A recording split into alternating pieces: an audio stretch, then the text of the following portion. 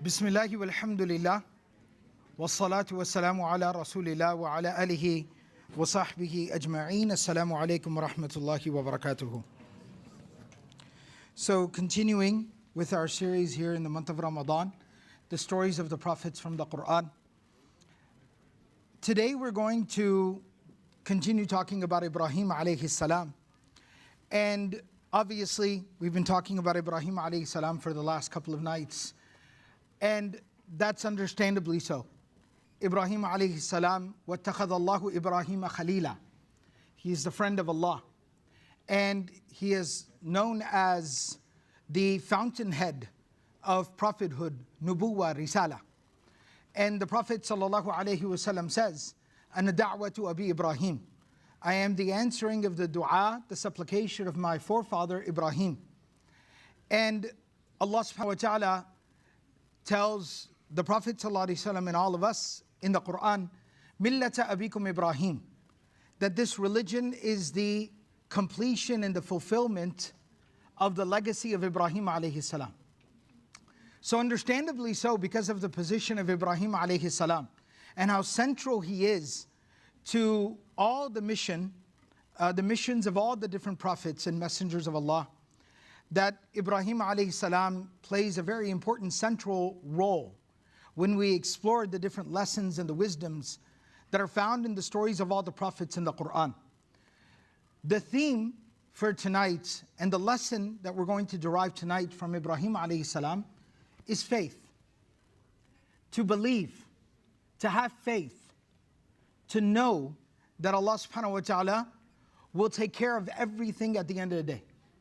And that everything is in the hands of Allah, everything is controlled by Allah, and I need to do my job, I need to play my role, I need to do what I was entrusted with, and the responsibility I was given, and I can leave everything else to Allah subhanahu wa ta'ala. I can have total, absolute faith and trust in Allah subhanahu wa ta'ala. And this particular theme and lesson of the faith of Ibrahim alayhi salam, this is really powerfully captured in a couple of different places, especially when you piece them together. It's really powerful what we unlock. First and foremost, Allah subhanahu wa ta'ala tells us in ayah number 260 of Surah Al-Baqarah that Allah subhanahu wa ta'ala engaged Ibrahim alayhi salam in an exercise of seeing that faith and what having faith in Allah looks like, and the power and the majesty of Allah subhanahu wa ta'ala. Allah tells us, وَإِذْ قَالَ إِبْرَاهِيمُ رَبِّي أَرِنِي كَيْفَ تُحْيِي الْمَوْتَى. When Ibrahim alayhi salam said, my Lord, show me what it looks like when you revive the dead. قَالَ أَوْلَمْ تُؤْمِنْ. Allah subhanahu wa ta'ala, of course, knowing, but teaching us a lesson through this exchange. Allah said, do you not believe? He said, Bala, of course I believe, my Lord. وَلَكِنْ لِيَطْمَئِنَّ قَلْبِي. But my heart will find great joy and contentment and satisfaction in seeing your power and majesty unfold. قَالَ فَخُذْ أَرْبَعَةً مِّنَ الطَّيْرِ. Allah said, okay, go and take 4 birds. فَصُرْهُنَّ إِلَيْكَ. And then basically cut the birds up into pieces. All right?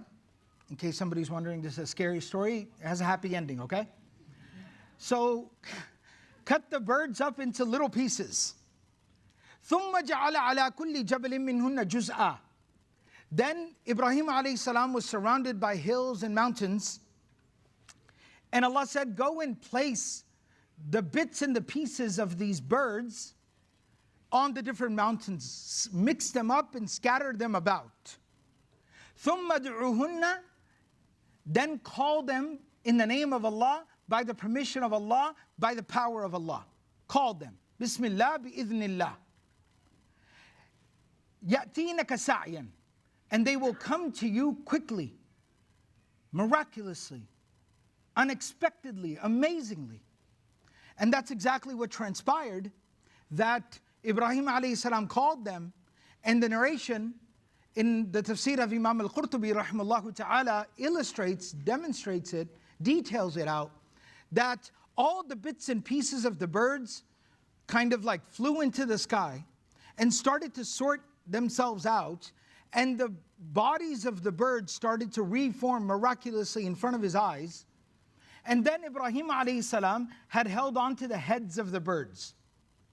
And then the body of each particular bird came towards Ibrahim alayhi salam to retrieve its head by the command of Allah, by the power of Allah.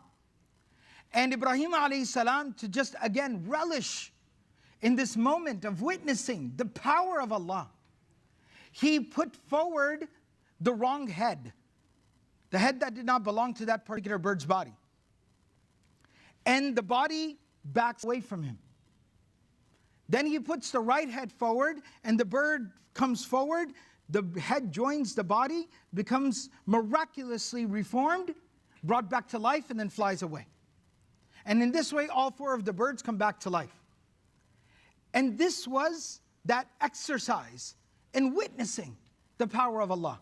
And there's a very fascinating exchange that is related by Imam al-Bukhari, rahimahullah ta'ala, in Kitab al-Tafsir, where the Prophet sallallahu alayhi wasallam, he says, "Nahnu ahaqqu bishakki min Ibrahim," that we would even like and enjoy seeing this miracle of Allah subhanahu wa ta'ala more than Ibrahim alayhi salam. There's another narration that is really beautiful, that Abdullah bin Abbas radiyallahu ta'ala anhuma, the great companion of the Prophet sallallahu alayhi wasallam and the fountainhead of the knowledge of the tafsir of the Quran for this ummah, he met with Abdullah bin Amr bin al-As radiyallahu ta'ala anhuma, another great knowledgeable, devoted companion of the Prophet sallallahu alayhi wasallam. They met one another. So Ibn Abbas said to Abdullah bin Amr bin al-As, they were very similar in age, both students of the Prophet ﷺ and teachers of the next generation. So we're observing this conversation between two of the giants of their time, of this ummah. So Abdullah bin Abbas says to Abdullah bin Amr bin al-As, "Ayu ayatin fil Qur'ani arja indak?" Which verse of the Quran invokes the most hope within your heart?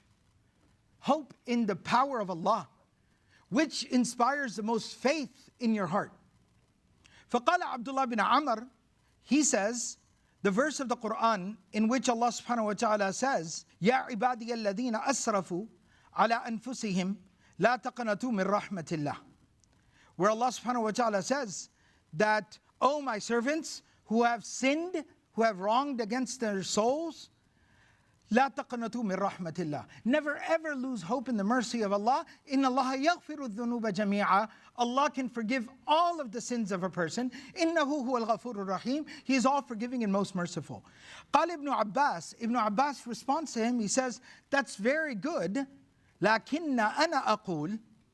He says, however, my response to that same question would be the verse 260 from Surah Al-Baqarah, in which Allah subhanahu wa ta'ala tells us that when Ibrahim asked his Lord, "I want to witness how you will bring the dead back to life," he said that verse invokes and inspires the most faith in my heart, because it shows you how nothing is outside of the power of Allah, the majesty of Allah, the magnificence of God. And so Ibrahim alayhi salam has this remarkable exercise. And this exercise becomes very important. Why? Because down the road in his life, also in Surah Al-Baqarah, Allah tells us, "Alam tara ila alladhi hajja Ibrahim fi rabbih an atahu Allahu al-mulk." That Ibrahim alayhi salam, when he faces the tyrant of his time, Namrud, right? The word Nimrod in the English language, it's used as an insult. That's why it's used as an insult, because that was his name, and he was a fool. فَبُهِتَ الَّذِي كَفَرَ. So when Ibrahim alayhi salam faces off against this tyrant, and he says, "I am the Lord, I am God," Ibrahim alayhi salam says, "La, absolutely not. رَبِّيَ الَّذِي يُحْيِي وَيُمِيتُ." My Lord is the one, Allah is the one, God is the one who gives life and death. So this fool, he brings one person off the street, just innocent bystander, and executes him. And he summons another person who was on death row, sentenced to death, and he releases him. And he says, "Look, I just gave life and death." Foolish man. And then Ibrahim alayhi salam says, "Ya'ti bi-shamsi min al-mashriqi fa'ti biha min al-maghrib." He says, "My Lord is the one who brings the sun up from the east every morning, so you bring it from the west. فَبُهِتَ الَّذِي. And he became silenced and dumbfounded. Ibrahim alayhi salam had that faith where he stood up to this tyrant and put him in his place and made him look foolish. And this faith again manifested in the life of Ibrahim alayhi salam, where when Ibrahim alayhi salam was frustrated with his people, his own father, his people, worshipping idols. مَا هَذِهِ التَّمَاثِيلُ الَّتِي أَنْتُمْ لَهَا عَاكِفُونَ. Why do you worship statues? That makes no sense. أَفَتَعْبُدُونَ مِن دُونِ اللَّهِ مَا لَا يَنْفَعُكُمْ شَيْئًا وَلَا يَضُرُّكُمْ أُفٍّ لَكُمْ وَلِمَا تَعْبُدُونَ مِن دُونِ اللَّهِ أَفَلَا تَعْقِلُونَ.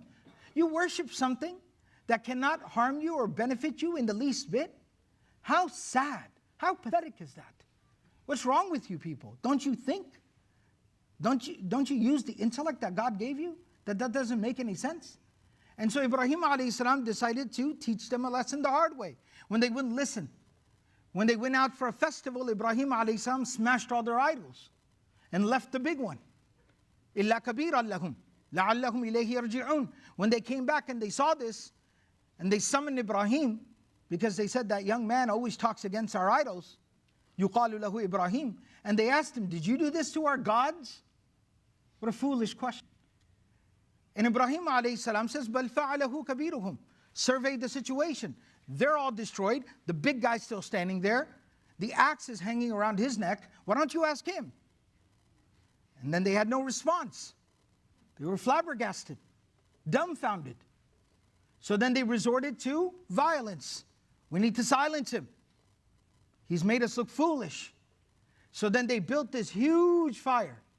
حَرِّقُوهُ وَانْصُرُوا آلِهَتَكُمْ إِن كُنْتُمْ فَاعِلِينَ. In the support of their false gods, they built this huge fire. It's this enormous fire. It gets out of control. It's like a forest fire. They can't even get near it. And then they said, we're going to put Ibrahim in that fire. And they can't get near enough to put him in the fire, so they construct a catapult. They tie him up and they launch him into the fire. Faith. Faith. Ibrahim alayhi salam is not concerned in the least bit. Allahumma anta al-ilahu fi as-sama wa ana abduka fil ard. He says, oh Allah, you are the Lord, only one worthy of worship in the heavens. And I am your servant on this earth, worshiping you. Help me. And then they launch him into the air. And as Ibrahim alayhi salam is flying through the air, and Jibreel alayhi salam comes to him, again to teach that lesson in that moment. He says, I have permission to be here. Alaka haja, can I do anything for you? And Ibrahim alayhi salam knows the lesson, but he intends to teach us the lesson. And he says, Amma ilayka fala. You, I don't need anything from you. Amma ilallahi fana'am. Allah is what I need. And then he spoke those words that are immortalized in the Quran. Hasbi Allahu wa ni'mal wakil. Allah is all I need. Allah is sufficient for me. And He is the best of caretakers. And then Allah subhanahu wa ta'ala again gives us a reason to believe, inspires faith. There are so many ways Allah could have saved Ibrahim alayhi salam. The water could have fell from the sky and extinguished the fire. Allah could have sent the wind to carry Ibrahim alayhi salam to safety. Allah could send a giant bird or some creation to swoop down and pick up Ibrahim and carry him to safety. But Allah subhanahu wa ta'ala shows us, it is Allah that we believe in. We don't even believe in the fire's ability to burn. We believe that it is the command of Allah upon the fire that burns. قُلْنَا يَا نَارْ كُونِي بَرْدًا وَسَلَامًا عَلَى إِبْرَاهِيمَ. O fire, become cool and safe upon my Ibrahim. And Abdullah bin Mas'ud radiallahu anhu tells us, when Ibrahim alayhi salam lands in the fire, it does not harm a hair on his head. Even the ropes that were tied to his hands and his feet, the ropes burned away because they were causing trouble to Ibrahim. The ropes burned away without burning a single spot on his hands or his feet. That is the faith of Ibrahim, the belief that Ibrahim alayhi salam had, the conviction that he possessed. And that is why Allah tells us this story in the Quran. Why Abdullah bin Abbas radiallahu ta'ala anhuma says that is the most powerful verse in the whole Quran to me. وَعْلَمْ أَنَّ اللَّهَ عَزِيزٌ حَكِيمٌ. Know for a fact that Allah is almighty and Allah is all wise. And always keep your faith and your belief in Allah subhanahu wa ta'ala. So no matter what's going on in our personal lives, what is distressing us, what is troubling us, no matter what is going on in the world that is a source of pain and tragedy for the ummah of the Prophet ﷺ, like the massacre of our brothers and sisters in Gaza, and all throughout the world, we never lose hope. We always have faith. We always believe. Because this is our Rabb. This is who we believe in.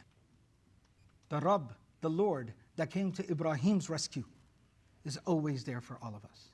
May Allah subhanahu wa ta'ala grant us all the ability to practice everything that we've said and heard. Subhanallahi wa bihamdihi, subhanakallahumma bihamdik, nashhadu an la ilaha illa anta, nastaghfiruka wa natubu ilayk.